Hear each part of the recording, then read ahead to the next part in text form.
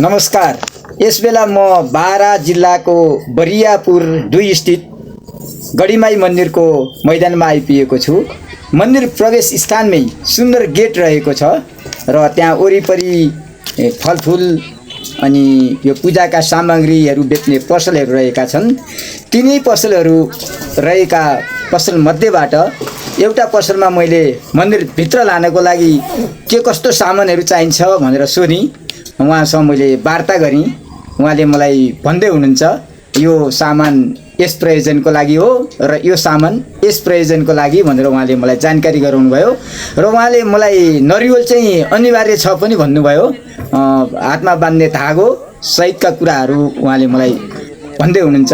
मैले ती सामानहरू सबै जम्मा गरिदिनलाई उहाँलाई अनुरोध गरेँ र त्यही अनुसार उहाँले मलाई धुप, अक्षता, अबिर के चाहिन्छ सबै थरी प्रसाद समेत त्यहाँ पोको पार्दै हुनुहुन्छ र उहाँसँग कुरा गर्दै सबै थरी उहाँकै त्यो ढकी लिएर चाहिँ म त्यहाँबाट मन्दिरतिर लागेँ। अगाडिपट्टि अर्को पसलमा मैले माला फुल पनि किनेँ र त्यसपछि मन्दिर दर्शनको लागि म अगाडि बढेको छु। मन्दिरको प्राङ्गणमा सुन्दर देखिन्छ, सुन्दर गेटै छ। उहाँसँग फुलको माला पनि उहाँले राखिदिनु भयो र त्यहाँबाट अब म अगाडि बढेको छु। मलाई कौतूहलता थियो गढीमाई दर्शन कहिले गर्न जाने भनेर। त्यो मेरो मनोकांक्षा आज पुरा भएको छ र म मन्दिरको गेटबाट प्रवेश गर्दैछु। अब यहाँ हामीले हेर्न सक्छौँ निकै गर्मी भएको छ।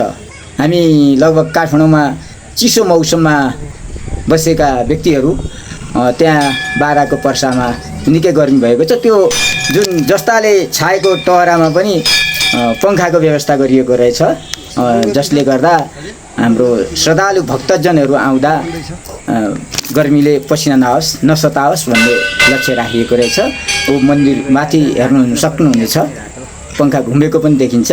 यसरी म अगाडि बढ्दै गएको छु र गढीमाईको बारेमा निकै किम्वदन्तीहरू पनि सुन्न पाइन्छ। यो कौतूहलता ममा जागिरहेको थियो र आफ्नो झोलालाई किन बोकेर जानु भनेर त्यहीँ राखेँ मैले र त्यसपछि म अगाडि बढिरहेको छु।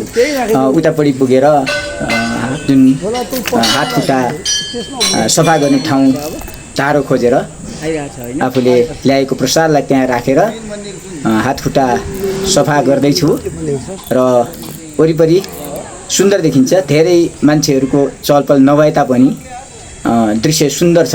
मन निकै शान्त भएको छ। गढीमाईको दर्शन गर्ने इच्छा आकाङ्क्षाले गर्दा म अब हात खुट्टा धुँदैछु अहिले र यसपछि मन्दिर प्रवेश गर्नेछु। र मन्दिर प्रवेश गरेपछि पनि म यहाँलाई मन्दिरको बारेमा केही जानकारी गराउनेछु। म मन्दिर प्रवेश गर्न लागेको छु। किम्वदन्ती अनुसार हत्या अभियोगमा जेल परेका भगवान दास थारू जेलबाट छुटेपछि फर्कदा ल्याएको त्रिशूल गाडेको स्थानमा गढीमाई मन्दिर रहेको रहेछ। तिनै थारू सन्तानका 10औं पुस्ताका मङ्गल चौधरी हाल यस मन्दिरका मूल पुजारी रहेका छन्। जेलमा राति निधाएको अवस्थामा अर्थात् सपनामा मकवानपुर गढीकी तुलजा भवानी अर्थात् गढीमाईले मलाई तिम्रो गाउँमा लैजाऊ अनि तिमी जेलमुक्त हुनेछौ, सबै दुःख पीडा पनि हरण हुनेछ भनेर सपनामा दर्शन दिनुभएपछि जेलमुक्त भएका भगवान दास थारूले त्रिशूल यस स्थानमा ल्याएर गाडेका हुन् भन्ने एउटा भनाइरहेछ, किम्वदन्ती रहेछ। र यसरी नै मैले आज सो ठाउँको उहाँ पुजारीकै हातबाट प्रसाद ग्रहण गर्न पाएँ, पूजा गर्न पाएँ। यो अवसर जुटेको छ, यो भाग्यले जुट्ने अवसर हो र उहाँसँग मैले त्यहाँको बारेमा गढीमाईको बारेमा मैले त्यहाँ सोधेँ पनि उहाँलाई यहाँको के कस्तो छ अनि भोग कहाँ दिने हो भनेर उहाँलाई सोधेँ पनि मैले। उहाँले मलाई पूजा गर्ने विधि सिकाउनु भयो, पूजा गराउनु भयो र यसरी यहाँ चढाउनुहोस् भन्नुभयो। मैले सोही अनुसार उहाँसँग गन्थन गर्दै आफ्ना मनमा लागेका कुराहरू उहाँलाई सोधेर गढीमाई मन्दिरको बारेमा उहाँसँग जानकारी लिँदै पूजा गरेँ र उहाँले मलाई टीका लगाइदिनु भयो, चढाउनलाई प्रसाद अनुरोध गर्नुभयो र मलाई माला पनि लगाइदिनु भयो। उहाँलाई हार्दिक अभिवादन गर्न चाहन्छु। अब त्यसै गरी त्यसपछि त्यो प्रसाद लिएर फेरि बाहिरपट्टि त्यहाँ धागो बान्ने र टीका लगाउने अर्को एकजना सन्त हुनुहुँदो रहेछ। उहाँ पनि पुजारी हुनुहुन्छ होला। उहाँसँग पनि टीका ग्रहण गरियो। उहाँले धागो बाँधिदिनु भयो। यहाँ अलिकति हातले क्यामेरा छेकछेकको देखियो। उहाँले मलाई धागो पनि बाँधिदिनु भयो र त्यसपछि उहाँले पाठ गर्दै धागो बाँधिदिनु भएको छ। उहाँसँग पनि मैले केही कुराहरू सोध्दैछु मन्दिरका बारेमा। उहाँले प्रसाद दिनुभएको छ। त्यसपछि उहाँले मैले सोधेका कुराहरूको टीका ग्रहण गरेँ उहाँसँग र उहाँले मलाई प्रसाद दिनुभएको छ। र त्यो पछि उहाँले त्यहाँ एउटा हामी हेर्न सक्छौँ उहाँसँग पनि कुरा गर्ने सौभाग्य प्राप्त भयो। उहाँले एउटा प्लास्टिक एउटा कागजमा चाहिँ केही प्रसाद राख्नुभयो र मलाई यो प्रसाद हजुरको ब्यागमा राख्नुहोस् भन्नुभयो। अब त्यसको शुभ दिन छ, यस प्रसादले शुभ काम हुन्छ, चिताएको पुग्छ भन्दै उहाँले मलाई यो तपाईँको ब्यागमा राख्नुहोस् भन्नुभयो। र मैले उहाँले दिएको प्रसादलाई मैले ब्याग नबोक्ने गरेको हुनाले मैले झोलामा राखेँ, त्यसलाई सुरक्षित साथ राखेको छु। र त्यहाँबाट उहाँसँग पनि मैले हाम्रो गढीमाईको बारेमा केही कुरा गरेँ, केही गन्थन गरेँ, भलाकुसारी गरेँ। उहाँबाट पनि निकै जानकारीहरू प्राप्त भयो र म र मेरा एकजना साथी अब त्यहाँबाट हामी टीका लगायौँ, हामीले धागो बाँध्यौँ र त्यहाँबाट पनि हामी निस्क्यौँ। अब बाहिरतिर निस्केपछि पनि सुन्दर रहेछ। त्यहाँ चाहिँ विशेष गरी यो मन्दिर त्रिशुली ठडाएको रहेछ। त्यहाँ चाहिँ महिलाहरूले त्यो धर्का के त्यो बाँधिदिँदा रहेछन् त्यहाँ विशेष गरी। र बाहिर सुन्दर दृश्य देखिएको छ। हेर्नुहोस् वरिपरि शान्त छ। अब गढीमाईको मेला लाग्ने बेलामा चाहिँ भिड हुन्थ्यो, निकै शान्त छ। र त्यसको नजिकै अर्को मन्दिर छ, त्यहाँ पनि हामीले पूजा गर्छौँ। त्यहाँ पनि नरिवल चढाउनु पर्ने रहेछ। मैले चाहिँ उतापट्टि नरिवल चढाइसकेको कारणले हामी उताबाट यता आएका छौँ। यहाँ पनि लाइन रहेछ, किनभने गढीमाई इष्टदेवी हाम्रो बारा लगायतका वरिपरिका जिल्लाहरूले इष्टदेवीको रूपमा चाहिँ पूजा आराधना गर्दा रहेछन्। जसरी मनोकामना दक्षिणकाली भाकल राखेर मानिसहरू जान्छन्, त्यसै गरी बाराका गढीमाईलाई पनि आफ्नो कामना पुरा होस् भनेर जुन भाकल दिने चलन रहेछ र भाकल पुरा भएपछि त्यहाँ जाने चलन रहेछ। यसरी म दर्शनमै लागेको छु, लाइनमा बसिरहेको छु। मानिस कम भएको हुनाले पुजारीले पनि विधिअनुसार पूजा गराइदिनु हुँदो रहेछ। म लाइनमा बसेको छु, उहाँहरू पूजा गर्दै हुनुहुन्छ। उहाँहरूको पनि एउटा परिवारको टिम रहेछ। उहाँहरू पछि मेरो समय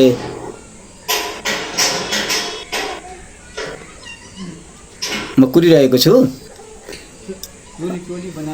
र वरिपरिको दृश्य पनि निकै रमाइलो छ। बाहिर शान्त छ।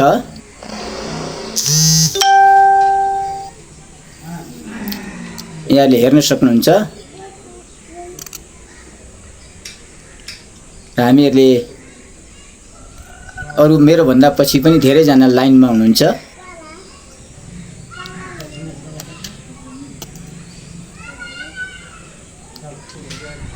अब मेरो पालो आएको छ। उहाँहरू निस्किनुभयो र यसपछि म यहाँहरूलाई गढीमाईको बलि चढाउने ठाउँतिर पनि लानेछु। अब पालो आइपुगेको छ र मन्दिरका पुजारीसँग त्यहाँ पनि मैले मन्दिरका पुजारी उहाँसँग पनि मैले गढीमाईको मन्दिरको बारेमा केही जानकारी लिने अवसर प्राप्त भयो।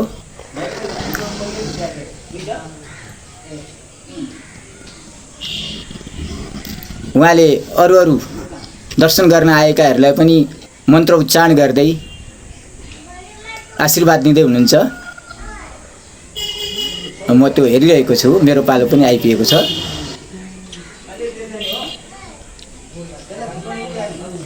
उहाँहरूले ल्याएका नरिवलहरू त्यहाँ पनि फुटाउने चलन रहेछ। त्यहाँ पनि पूजाका सामानहरू दिएर विधिपूर्वक उहाँले पूजा गराउनु रहेछ। अब मेरो पालो आएको छ। उहाँसँग मैले मन्दिरको बारेमा त्यहाँ गढीमाईको बारेमा सोधेँ।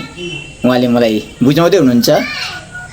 पूजा गरेँ, दर्शन गरेँ र उहाँले मलाई आशीर्वाद सहित टीका लगाइदिनु भयो, प्रसाद दिनुभयो र अरूहरूलाई पनि उहाँले यसो गर्नुहोस्, फुल अक्षता सबै बाहिर निकाल्नुहोस् भन्नुहुन्छ। मैले उहाँसँग प्रसाद लिएर टीका लगाएर त्यहाँबाट बाहिर निस्केको छु। उहाँलाई कुरा गरियो, उहाँ खुसी हुनुभयो र यसरी हामीले त्यहाँ हेर्न सक्छौँ। दर्शन गर्ने स्थान, पूजा गर्ने स्थानलाई हामीले हेर्न सक्छौँ। यसरी गढीमाईको दुवै ठाउँको दर्शन गरिसकेर पुजारीसँग आशीर्वाद लिइसकेर बाहिर निस्केको छु र अब बाहिर पनि यहाँले हेर्न सक्नुहुन्छ। विभिन्न ठाउँमा चारै दिशामा विभिन्न देवी देवताका मूर्तिहरू रहेका छन्।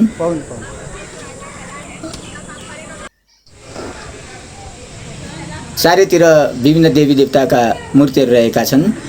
गणेशको मूर्ति, अन्य मूर्तिहरू पनि रहेका छन् र सुन्दर देखिन्छ। म अगाडि बढ्दैछु, भित्र पूजा गरिसकेर बाहिर म अगाडि हेर्दैछु। मलाई खुब रमाइलो लागिरहेको छ।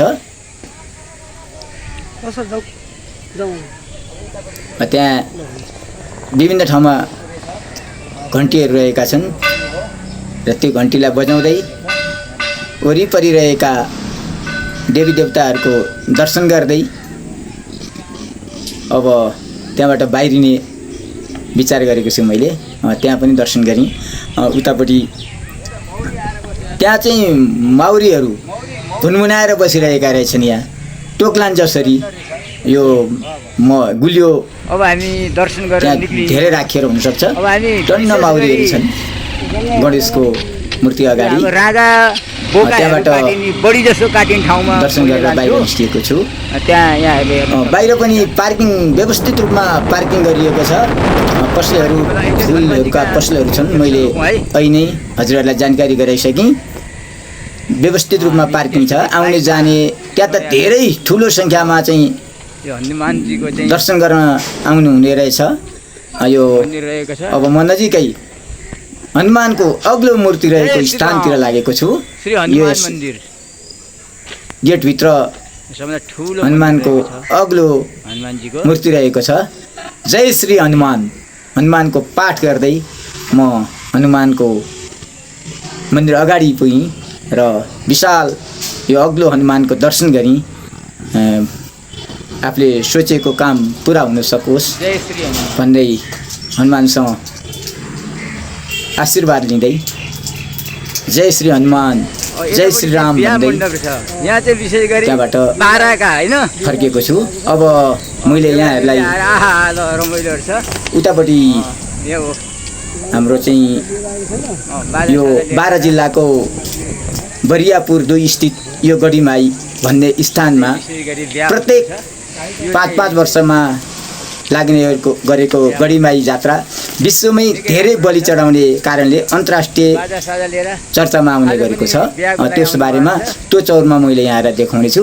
यो मन्दिरको ठिक पछाडिपट्टि विवाह गराउने विवाह स्तूप पनि रहेछ। त्यहाँ विवाह गर्न, व्रतबन्ध गर्न, शुभ कार्यको लागि भाडामा लिएर मान्छेहरू आउँदा रहेछन्। आज एउटा विवाह सञ्चालन भइरहेको छ। त्यहाँ बेहुलीलाई सिँगार्ने काम भइरहेको छ। सिँगार पटाएर हामी यता अब मुख्य गढीमाईको कहाँनेरि चाहिँ यो चाहिँ दिइन्छ त बलि दिइन्छ भन्ने कुरातिर लाँदैछु। 5-5 वर्षमा गरे यो चाहिँ लाग्ने गरेको गढीमाई जात्रा विश्वमा धेरै बलि चढाउने कारणले अन्तर्राष्ट्रिय जगतमा पनि चर्चामा आउने गरेको छ। हेर्नुहोस्, यो भित्र पशु पन्छी, बोका, रागो यही हो काट्ने ल हेर्नु। यो भित्र जुन हामीले देखाएको अहिले यहाँहरूलाई देखाइरहेको छौँ यो मुख्य रागाहरू जो चाहिँ बलिदिने ठाउँ हो। हेर्नुहोस् त यो वरिपरि देख्न सकिन्छ। अहिले चौर छ र त्यहाँ मर्मत हुँदै रहेछ। हेर्नुहोस् ठुलो चौर छ। हामीले टेलिभिजनमा पनि देख्छौँ रागाहरू मात्रै, रागाहरूलाई यहाँभित्र चाहिँ जम्मा गरेर बलिदिने जुन स्वयंसेवकहरूले धारिलो हतियार प्रयोग गरेर, तोकिएका स्वयंसेवकहरूले धारिलो हतियार प्रयोग गरेर चाहिँ रागाहरूलाई बलिदिने गर्दछन्। यहाँ चाहिँ यसरी बलिदिन्छ। यो विशेष गरी यो भित्र यो वाल पर्खालको वरिपरि रागालाई बलिदिने चलन छ।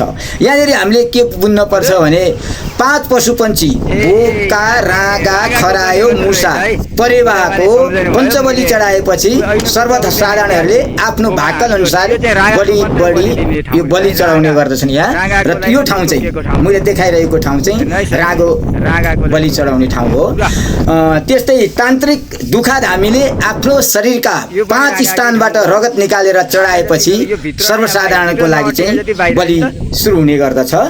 भाकल गरेर भक्तजनहरूले ल्याएका रागाहरू यो भित्रको जुन अहिले मैले देखाएँ त्यहाँभित्र र भित्र नअटेका रागाहरू यो चौरमा पनि ब्रह्मस्थान सँगैको बसशालामा जम्मा गरेर तोकिएको स्वयंसेवकद्वारा बलि चढाउने चलन रहेको छ। र भित्र नभएका रागाहरूलाई यहाँ बाहिर ल्याइन्छ र बाहिर चढाइन्छ। मुख्य यहाँ पर्साउने हामी हाम्रो धर्मअनुसार खुसी पार्ने रागा अथवा बोकाहरूलाई यो जुन रुखको मुन्तिर यहाँ एउटा मन्दिर छ त्यहीँ पर्साएर खुसी बनाएर चाहिँ भित्र लाने परम्परा रहेको रहेछ।